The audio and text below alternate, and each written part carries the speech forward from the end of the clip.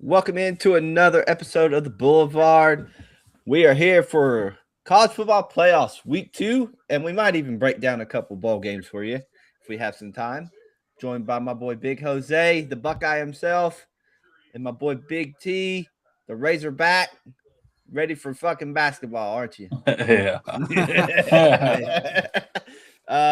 Real quick though, some breaking news. I well, it was breaking news this week. I thought he was done. Guess not. Kyle Whittingham to Michigan. Great hire, in my opinion. Absolutely phenomenal. What do you think, fellas? Tyler, go ahead. Yeah. I mean, I think it's a slam dunk hire for him Yeah. to be, especially like at this stage of the game. With them not necessarily being in the coaching, search, and then with everything that went down and them needing somebody. So, I mean, yeah, I think they got about as good as hire as they were going to get. You Period. know, I was thinking about this too. It makes you wonder if Penn State even thought that he was available, Yeah. if they would have reached out to him, because I thought he was done.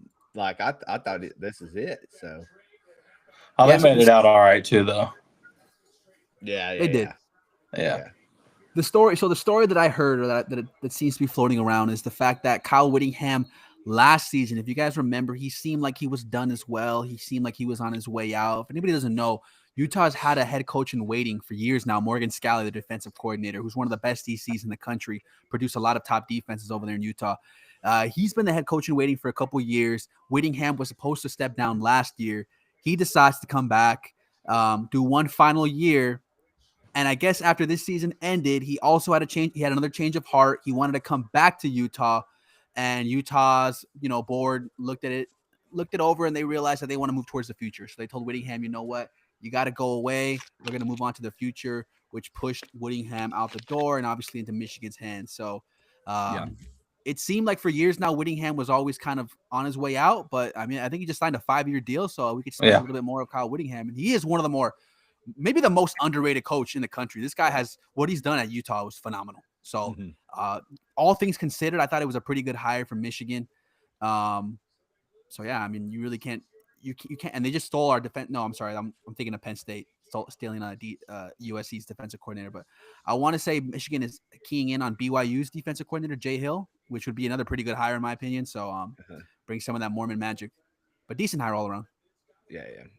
Yeah, I think Michigan made out well there. So, before we break down these games, let's talk about the 4 playoff games from last week, real quick.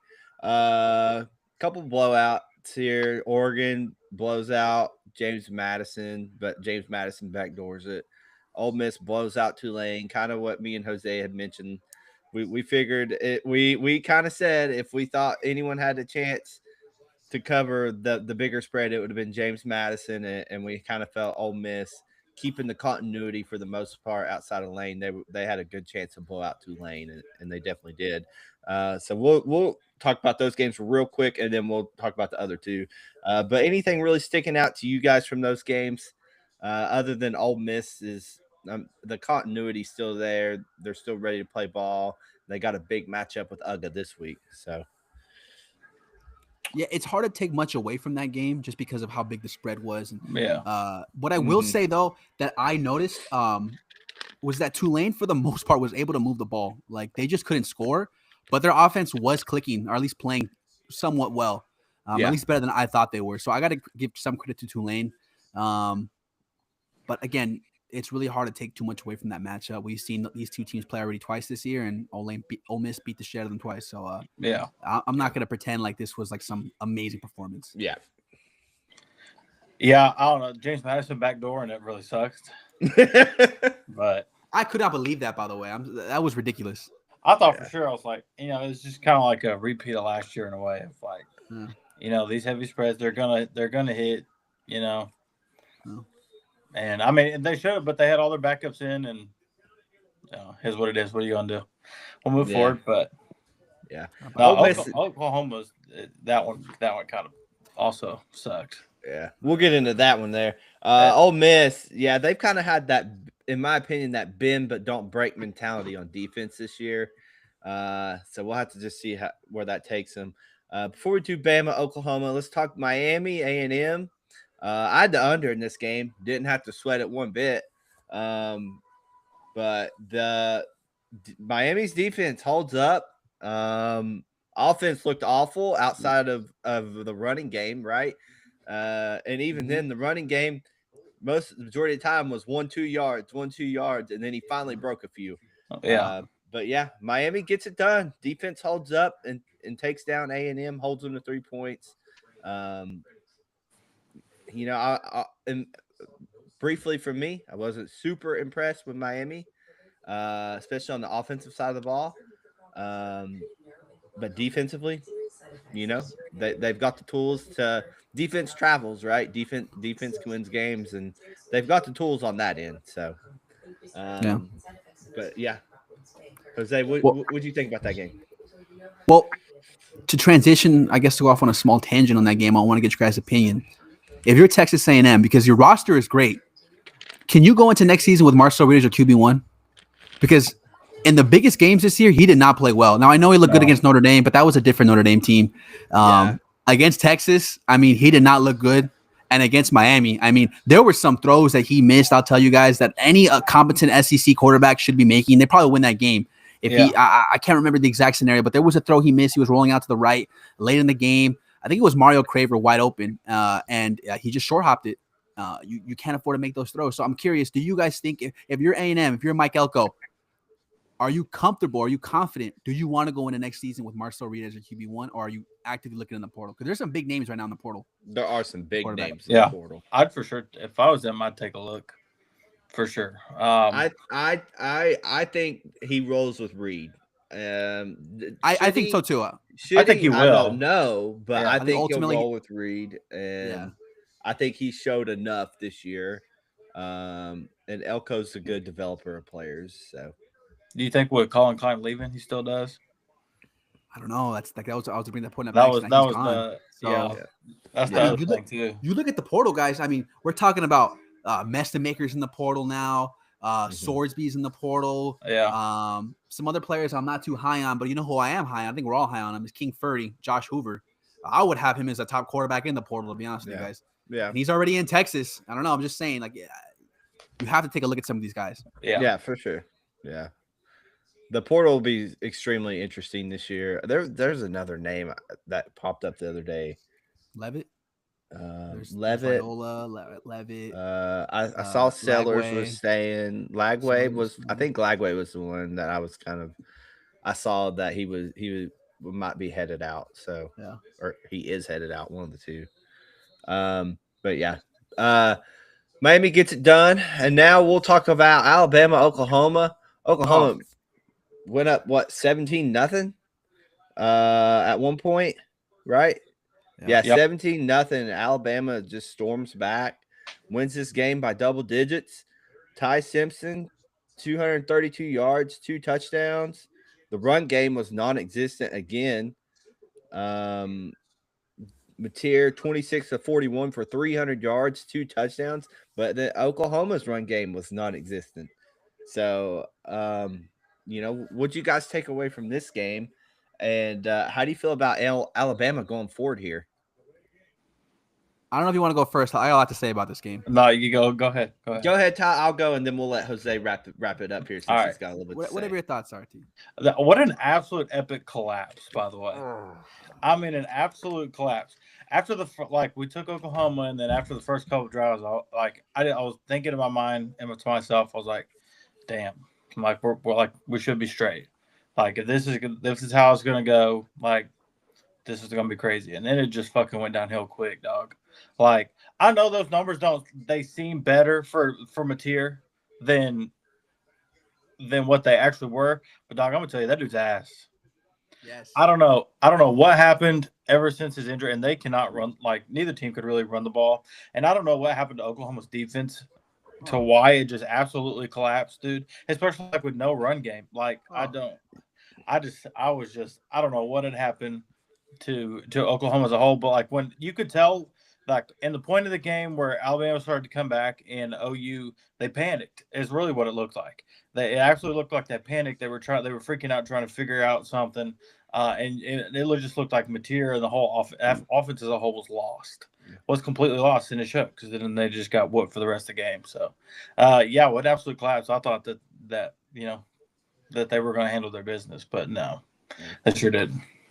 Statistically, on paper, Oklahoma outgained them in every category. Had the interception. Was more efficient on. They had 7 third downs. Alabama only had completed 2 third downs the entire game.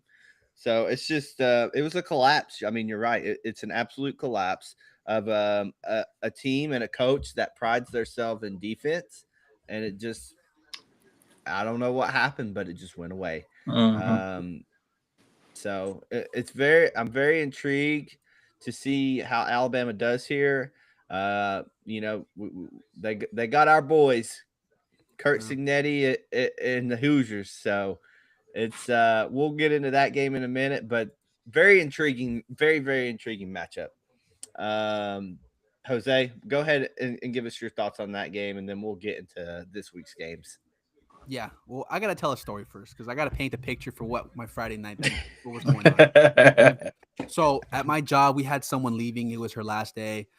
So we say, okay, we're gonna go out to this the sports bar by our job. It's called Fourth and Mill.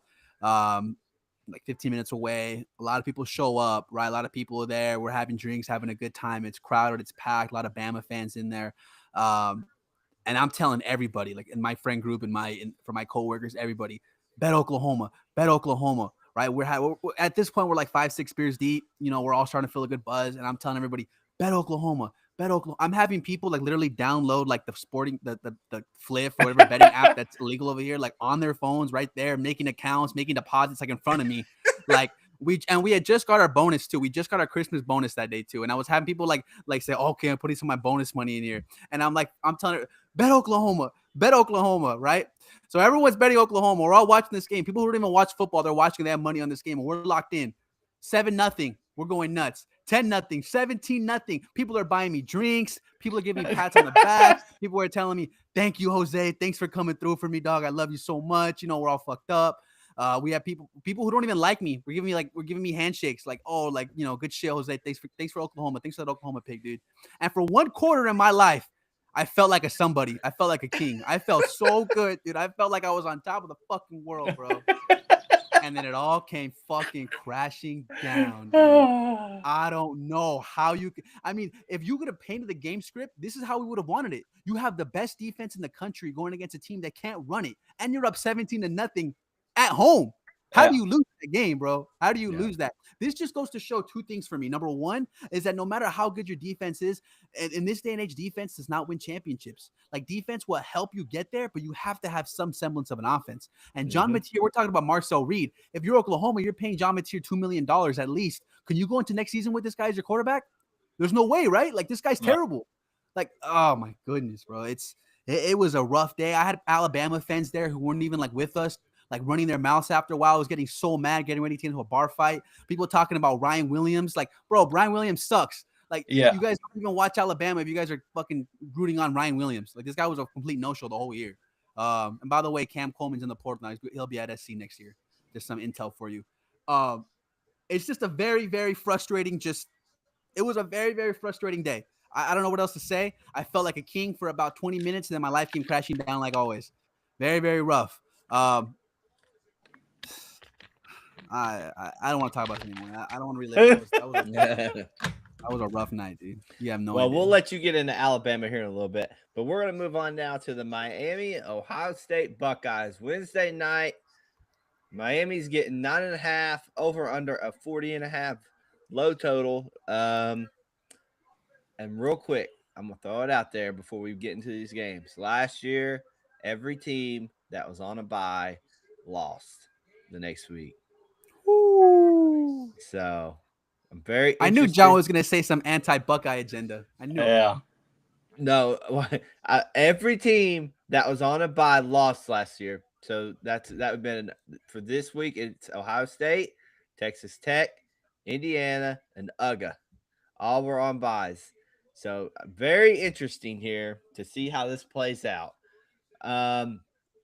Miami at Ohio State, or I'm sorry, Miami, Ohio State, 9.5, over under 40.5. I'm taking the under again. That is my play for this game. Um, Ohio State's defense is one of the best, if not the best in the country. Miami's defense, one of the best, if not the best in the country. And what the Miami offense showed me in that game against A&M is that it is not going to be able to do anything against Ohio State. Absolutely nothing.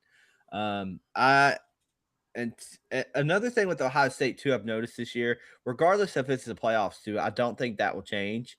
But kind of seems like they let off a little bit in the second half and kind of just run the clock, run ball, control the possession. And that's because they can, because their defense is that good and they trust Matt Patricia and that defense to control the game for them and keep their offense healthy going into the next weeks.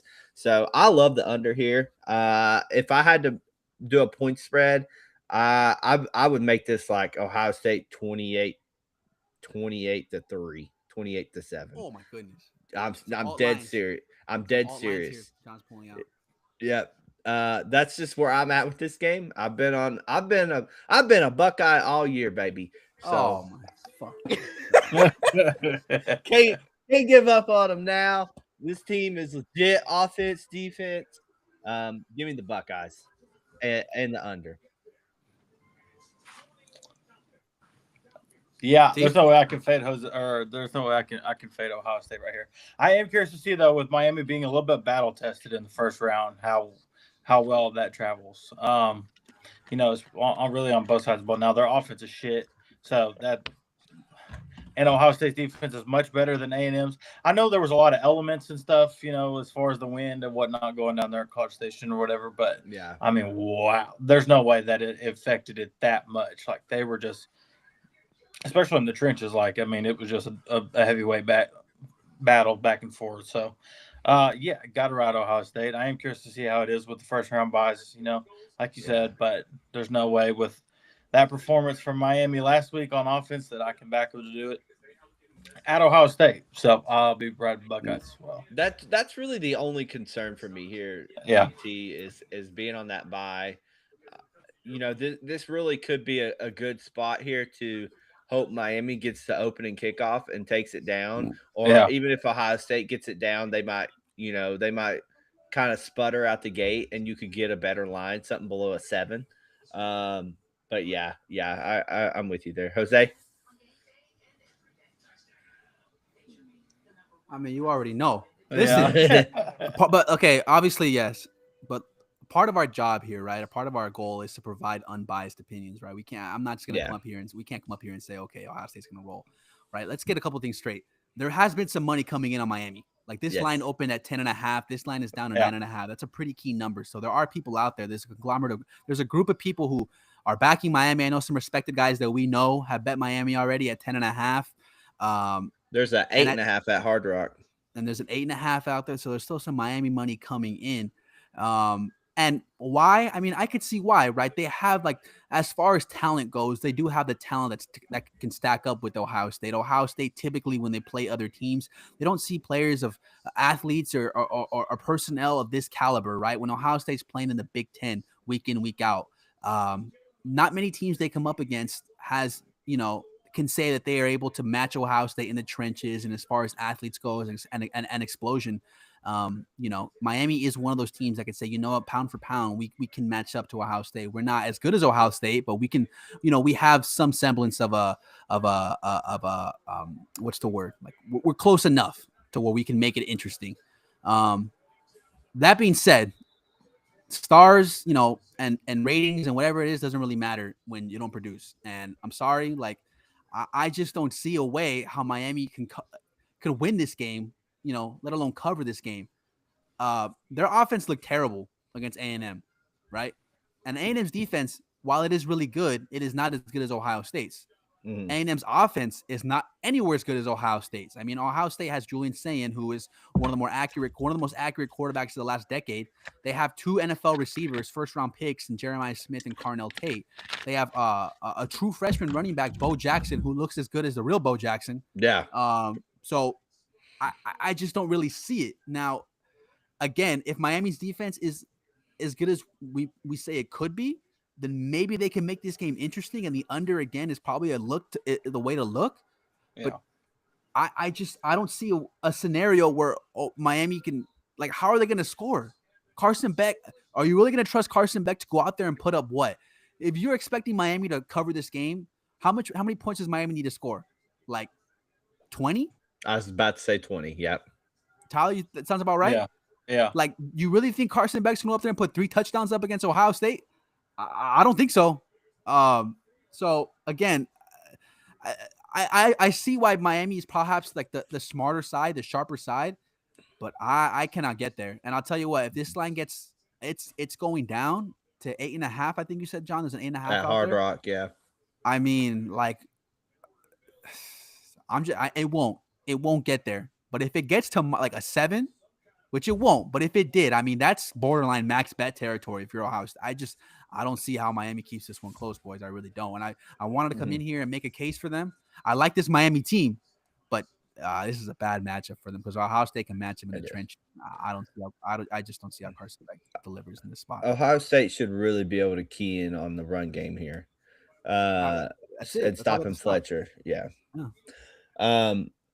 So we'll move over here now to our Thursday game, New Year's Day, Oregon, Texas Tech. And boys, let me tell you, it feels a little trappy to me. I thought Texas Tech would have opened up the favorite here. I think maybe it's just me. I think a lot of people are buying into this.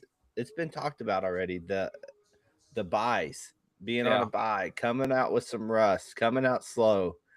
I might be on the wrong side of the fence here, but I can't fade Texas Tech in this spot. They've given up 23 total points the last 4 games they played. 23 combined points the last 4 games they played.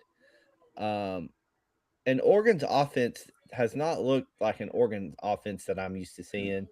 Defense, they're okay. Dan Lanning's had better defenses. Dante Moore hasn't impressed me. I don't know how this guy's projected to be the number 1 pick in the draft. Just wholeheartedly being honest here. Texas Tech, in my opinion, has the tools to control this game at the line of scrimmage. They can run the ball. Morton is a formidable quarterback that can make the throws. So I just can't go against Texas Tech here, a team that has proven time and time again, regardless of it being the Big 12 or whoever it is, that they're going to lose this game. So I'm a Texas Tech money line. That's where I'm at for this one. Yeah, I agree with you 100% that it does feel kind of trappy because I don't know what in the world Oregon has done to be favored over Texas Tech at this point. I mean, yeah, they beat the shit out of James Madison, but like, is that, how much merit are y'all, are the books putting into that as far as, going on the road to Lubbock and being 2.5 point favorites? I'm pretty sure this line opened at what, 1.5? 1. It was at 1.5, and it's up to 2.5. Yeah, somewhere around there. Yeah. Yeah. So I don't really know what that's all about because I think Texas Tech can match up with them across the board on both sides of the ball. I think they're better in the trenches, especially front 7 on defense. We've never really been a big believer and backer in Dante Moore. In fact, we've faded him in a couple of games this year, and it's worked out in our favor. So. Yeah, I don't know why Texas Tech is almost a 3-point dog in this game at home. I guess a lot of, like you said, a lot of it is because of a first-round bye. So we'll see. But I don't know, man. I can't fade Texas Tech at home. They're legit. Legit NFL talent on the defensive side of the ball. Yeah.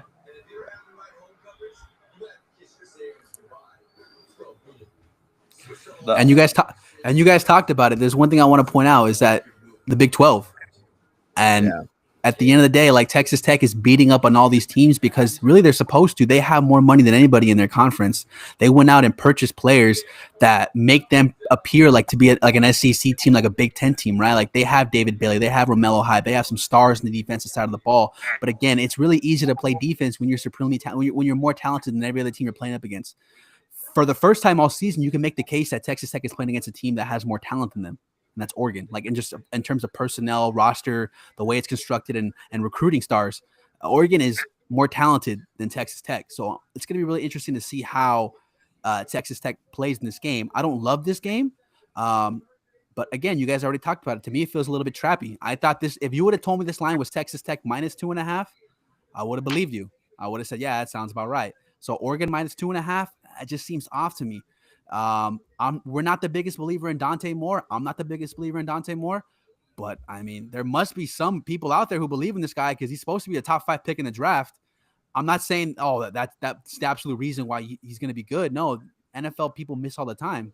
But he must have some intangibles that scouts like and other people like, and that there is some talent there. There is some natural arm talent there. So maybe he shows up to play in this game. I don't know.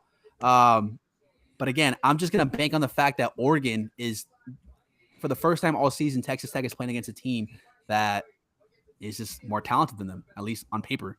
And it's really easy to bet on Texas Tech in the Big 12 when they appear to be an SEC team or a Big 10 team, but now they're actually playing against a Big 10 team. So we'll see how it goes, but I'm going to bet on anything that starts with an O this week. So Oregon, I'm betting on you too.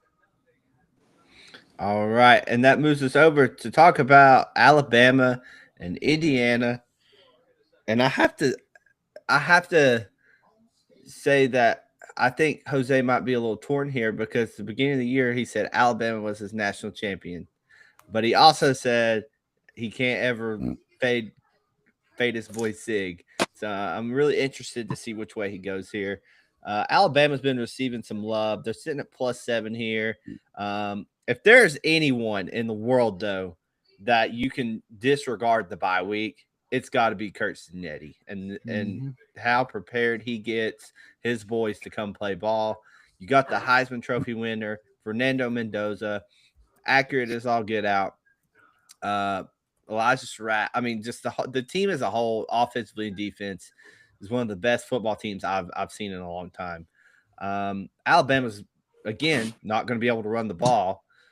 And Kurt Cignetti's going to be able to lean into that and pass protect and have Ty Simpson make mistakes because he will make mistakes.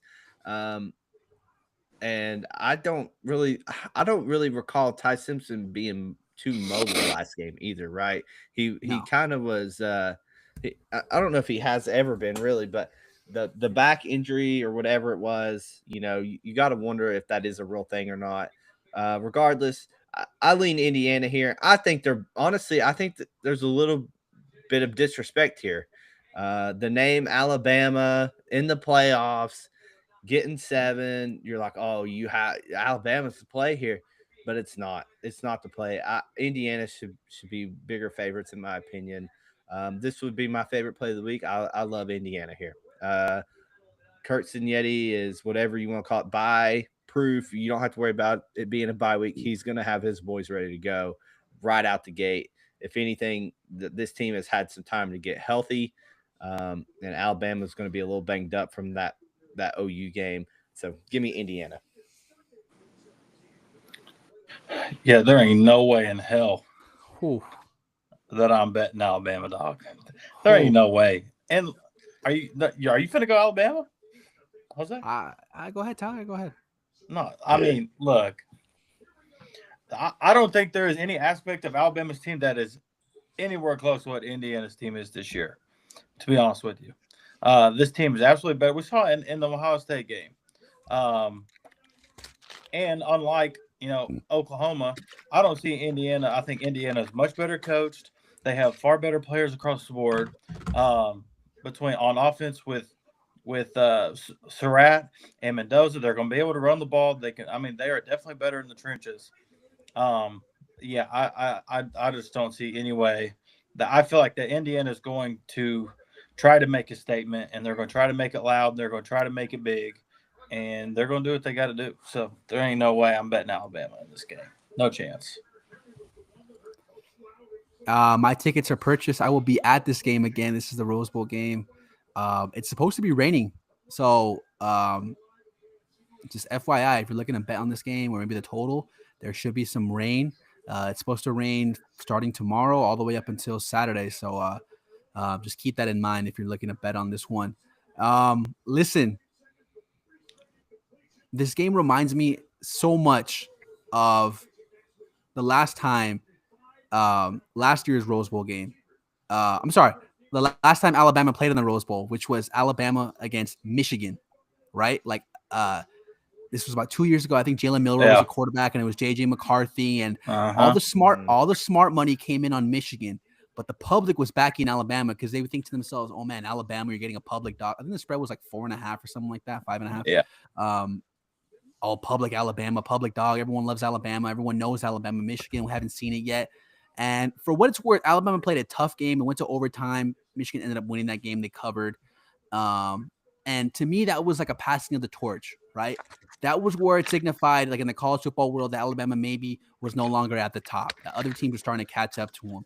And if that game was the beginning of the passing of the torch, this game might be the end of it, guys. Because if I would have told you 5 years ago, 10 years ago, Indiana was favored by 7 points against Alabama in football, I mean, that's just a testament to the times we're living in, right? Like that is a historic line. This line is anyone that doesn't know college football, you don't understand how crazy this line is for the Hoosiers to be favored against Alabama.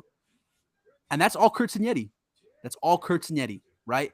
And it would be foolish of anybody to not back this man in this spot. Now, the only reason I'm hesitant to have, a significant wager on this game is because the only time Indiana played against a team, there were 2 times Indiana played against teams that you could say the other teams had more talent than them. And that was Ohio State, a game they won. However, I hate to say Ohio State should have won that game, but let's just say that Indiana was probably a little bit lucky to walk out of there with a dub. But whatever, credit to them, It was a tough game.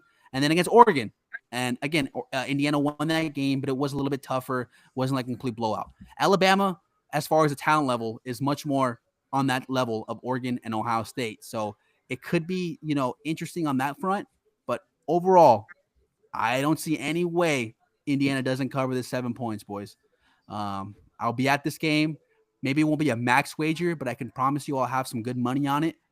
And I love backing Kurt Signetti. I love it. I have no problem. If I lose this bet, whatever, I go down with the GOAT. So it is what it is. Give me the Hoosiers. All right. And that moves us on to the last playoff game, the night game. Ole Miss against UGA. Plus 6.5 for Ole Miss. Over or under a 55.5. Tyler, I'm going to let you start with this one. I'm curious what you have to say. And then I'll get into what I think, and we'll let Jose wrap us up.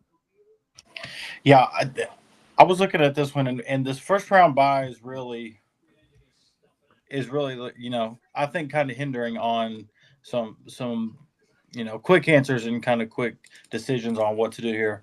Look, at first glance, to be honest with you, call me crazy, I kind of want to take Ole Miss. Look, Ole Miss should have won this game last time. Now, I understand that was a different Georgia.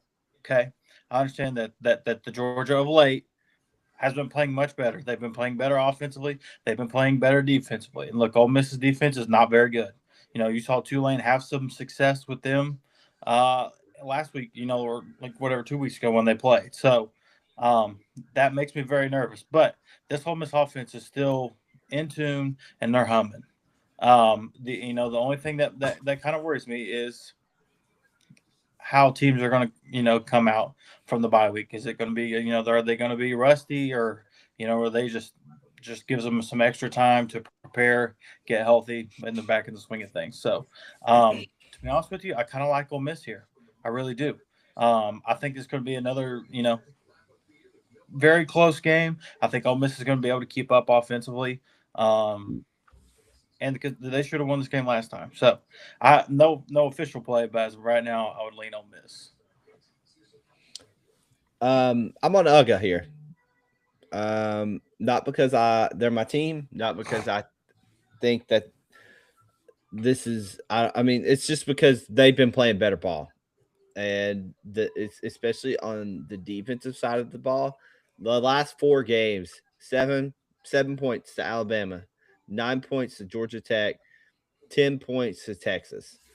I love UGA here at 6.5. I think that they have been coming out and play. That would be my only concern. I know we've talked about it. Is they start slow. They're known to start slow, but the second half of the season, they really kicked it into gear. And you've seen this team get out early, play some ball. Stockton's really got the team going here. Get some screen passes going. The run games looked really well. The line's starting to play a little better. The secondary was playing better. The defense is looking a little more like a Kirby Smart defense.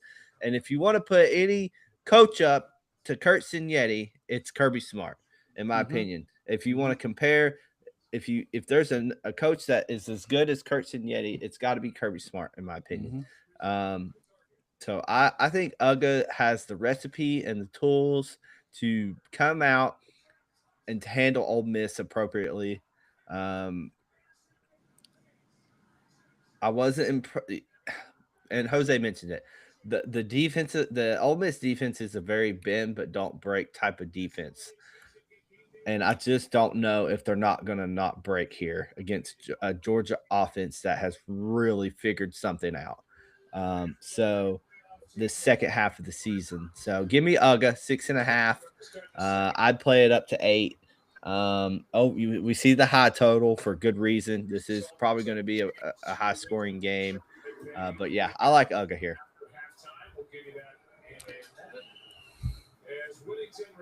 Another O. I told you guys anything with an O this week, I'm betting. But listen, for real,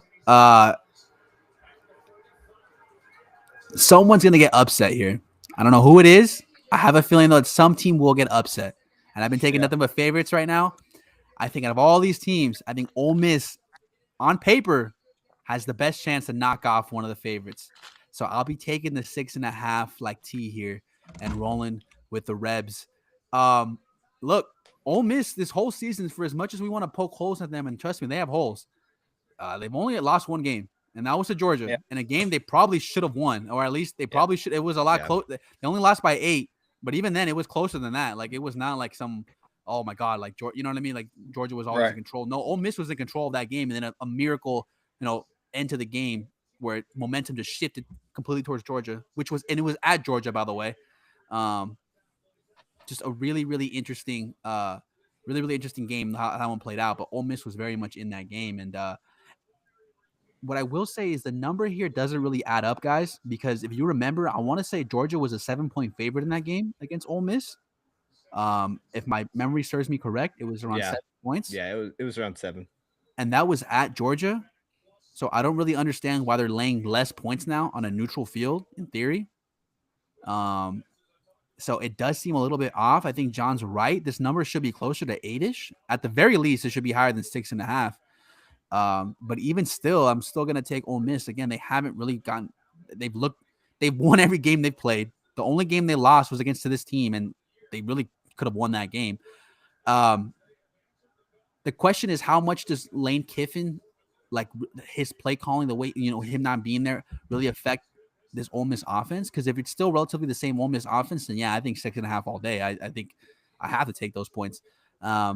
It's hard to quantify just how much he was worth because they played Tulane last week, and I think Tyler probably could went up there and call plays, and they probably would have, still put up 50 points. That's just the talent level of the teams on the field. But still, I'll take the Rebels, guys. I think someone's gonna get got, and I think Georgia Uga might get got. And I also want to put a question out there real quick. John started off by saying that he's not just taking Georgia because they're his team. Is this his team again? Is he back in the Georgia train? Because I last I remember he was on a Tennessee fan. So I just want to get the record straight here. Which one of these teams is your team now? I'm confused. Actually, I'm a Michigan fan because I'm in basketball mode. I do have a future on Michigan to win it all in basketball, and I'm holding that close. They're one of the best teams I've seen in the last 10 years. Yeah, this team is unbelievable.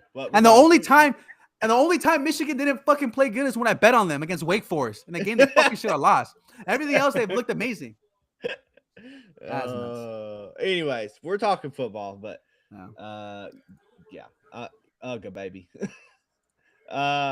Let's get into some quick hitters here. Talking about my real team here, Tennessee, Illinois. We're not gonna break these down, boys. We're just gonna go quick hitters here. If you have a play, no play, lean a play, you can say it. Tennessee, Illinois, 3.5 tomorrow. I lean Illinois. Illinois, Big T. Nah, I link Tennessee. I can't stand Illinois. A lot of opt outs, by the way. Yeah. Yeah, That's another thing about a lot of these games. That was There's my a next lot question. Of opt-outs. There's a lot of Yeah. A lot of opt-outs, opt outs. yeah. if everybody's playing. I'll take the Vols. USC, TCU. I'm assuming Hoover's not playing. He's not. He's in the portal. I don't know who's playing for USC though.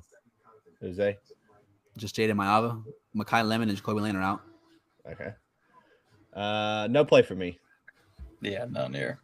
This was close to like max bad territory for TCU. Like once I realized, but then once I heard who wasn't going to play for USC, but then Josh Hoover's not going to play, so Yeah. I'm not going to bet if King Fergie's not playing.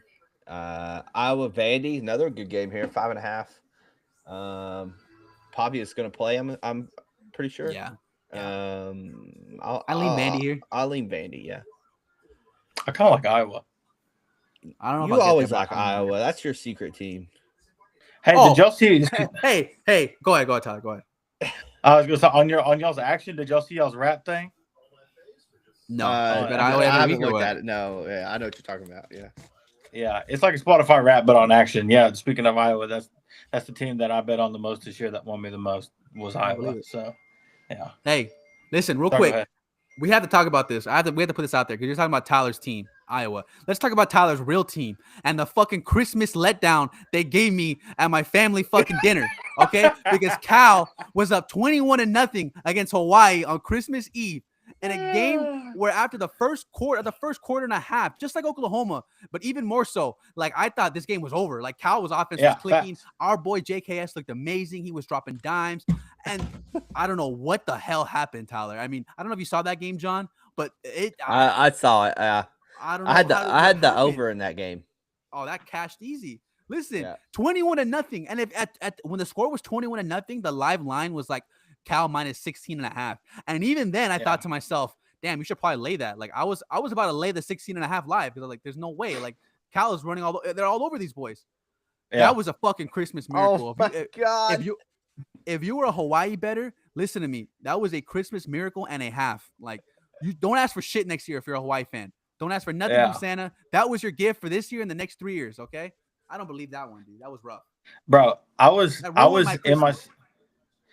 I was at my sister's house in the backyard. I was putting together. We were building a trampoline. We were out there for like 4 hours putting this trampoline together. I kept getting the notifications from Action on my phone. 7-0, 14-0, 21-0. I was like, oh yeah, we're chilling.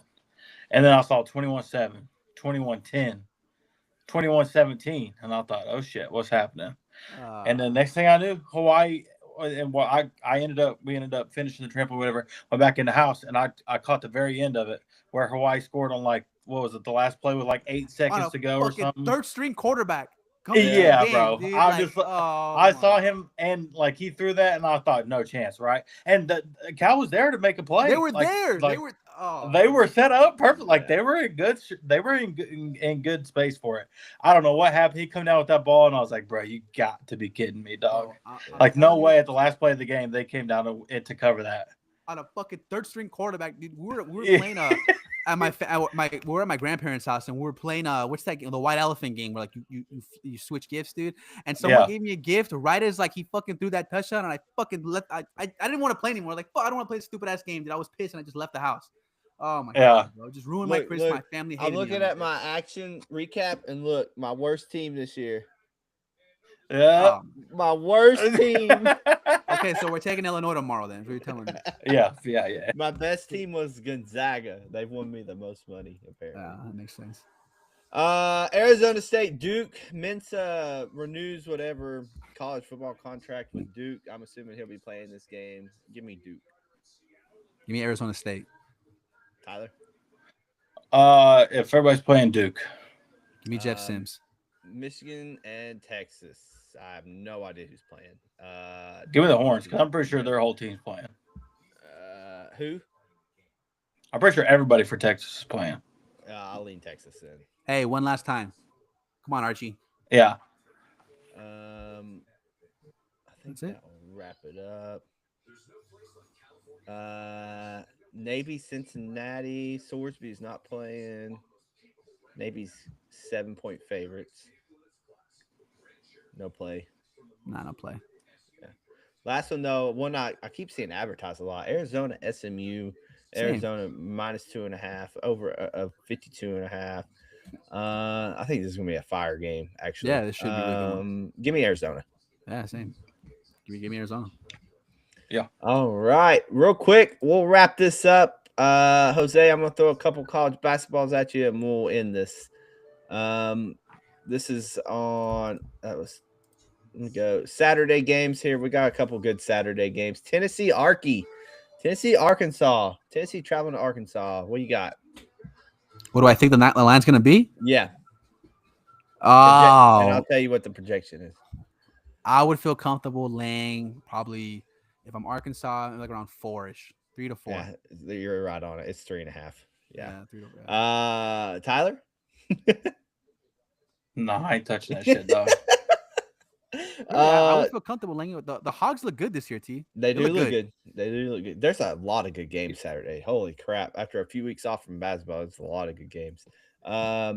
Kentucky at Alabama. That's got to be, like, I would say, like, maybe 5.5-ish. It's got Alabama at 4, yeah. Damn. Virginia at NC State. That's going to be a great game. Will Wade and company at home. I know NC State has a lot of hype this year. They haven't lived up to it. They haven't lived up to it. No. I would assume it's going to be like, and Virginia's playing well. They have like Virginia's this. They have like rated 13th right now. They have like this Dutch like forward. I think I forget like the Ritter or something like that. It's supposed to be good. I haven't seen him play it. Yeah. Virginia's projected as the favorite here. Yes. I was going to say NC State -1, but Virginia -1.5 is the projection. UCLA traveling to Iowa. Oh, that total is going to be like 110. I'll take the Bruins, of course, but I'm going to say this line is UCLA -1.5. It has Iowa. Okay, hang on. Kim, a lot of people have Iowa ranked pretty high. I could see that. Iowa's been sneaky this year. New coach, Drake. They have him at 18th. Haslam has him at 11. Torvik has Iowa at. This is your team. I'm sure they have him there, but like I don't see. They're not the 11th best team. Yeah, Torvik's with Kim Palm here. He has them about 17. The spread here is projected. Spread here is. Let me pull it back up. Projected spread here is Iowa -6 at home. Nah. Yeah. No way. Bijan Robinson's going nuts, by the way. Yeah, I was going to say, I don't know if anybody's watching this game, but like he's going nuts. I think that's it. I mean, there's some other good games, but nothing too crazy. You agree with that line, John? Iowa 6? I'll be on UCLA. No, I'll be on UCLA. There is some other good games though. Real quick, Colorado State's playing Grand Canyon. LSU's playing A&M. Boise State's playing San Diego State. Mississippi State's playing Texas. VCU's playing Duquesne. Villanova's playing Butler. St. John's playing Providence. St. John's. What happened to St. John's, dude? No guards. No guard play. Florida's playing Missouri. Utah State's playing. Houston's playing Cincinnati. Who does Illinois play? That's my team now, dude. That team is fucking good. The fucking European national team. Yeah, the Illinoisoviches. The Illinois playing Penn State on Saturday. Oh, they're gonna murder that. I feel like you bet on them a lot last year in college basketball. I even bet on Illinois. Illinois is the European national team this year. Bet on them this year, like this. I'm telling you, I bet on them a couple of times and they win. Like they're really, really good. My boy, they have that guy from Arkansas, Avicevic, with his brother, his twin brother. Yeah. Kylan Boswellowicz on there, the only American. He's the only American guy on there, dude. All right, well, that's gonna wrap it up for tonight. We'll be live a different day again because I do believe games are Wednesday next week. I'll have to look, but just have notifications on, like, subscribe. We appreciate everyone tuning in tonight. Enjoy your New Year's, the holidays. Hope everyone had a Merry Christmas. Hold your loved ones close. And we appreciate every one of y'all. We love you guys. Like, subscribe. We'll see you soon. Turn on those notifications for the next episode. Peace.